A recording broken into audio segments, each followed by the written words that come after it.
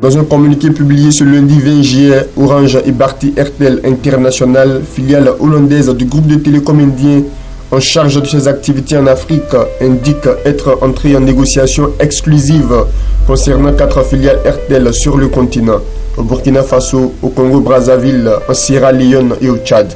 Dans le court document qu'il publie, les deux opérateurs tiennent à préciser que ces discussions n'aboutiront pas nécessairement à un accord ferme. Orange comptait 97 millions d'abonnés mobiles dans la zone Afrique et Moyen-Orient en fin mai 2014.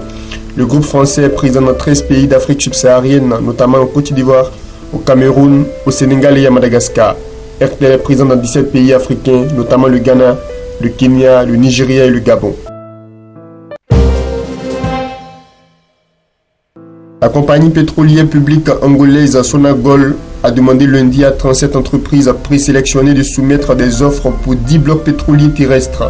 L'an dernier, Sonangol, qui est également le régulateur du secteur pétrolier dans le pays, a indiqué que ces blocs disposaient en moyenne de 700 000 barils de pétrole chacun, rapporte Reuters.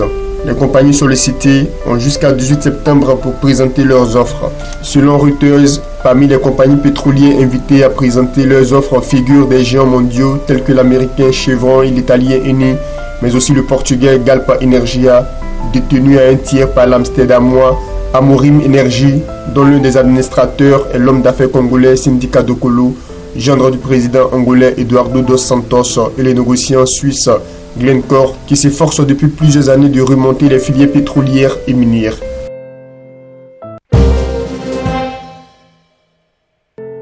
Le 20 juillet, Tullow Oil a annoncé avoir suspendu sa production de gaz issu du Jubilé depuis le 3 juillet, ce qui a entraîné une restriction de la production de pétrole à seulement 65 000 barils par jour. En cause des problèmes techniques de compression du gaz sur la barge de production Kwame Nkrumah qui exploite un Jubilé. Le groupe britannique s'attend à une reprise à plein régime de sa production de gaz et de pétrole à la mi-août.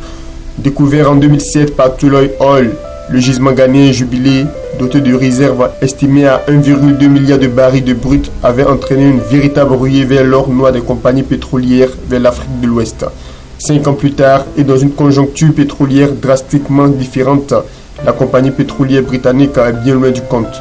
Alors que pendant l'année 2014, le groupe atteignait difficilement 103 000 barils par jour, issu du gisement, le groupe pétrolier vient de revoir à nouveau sa copie.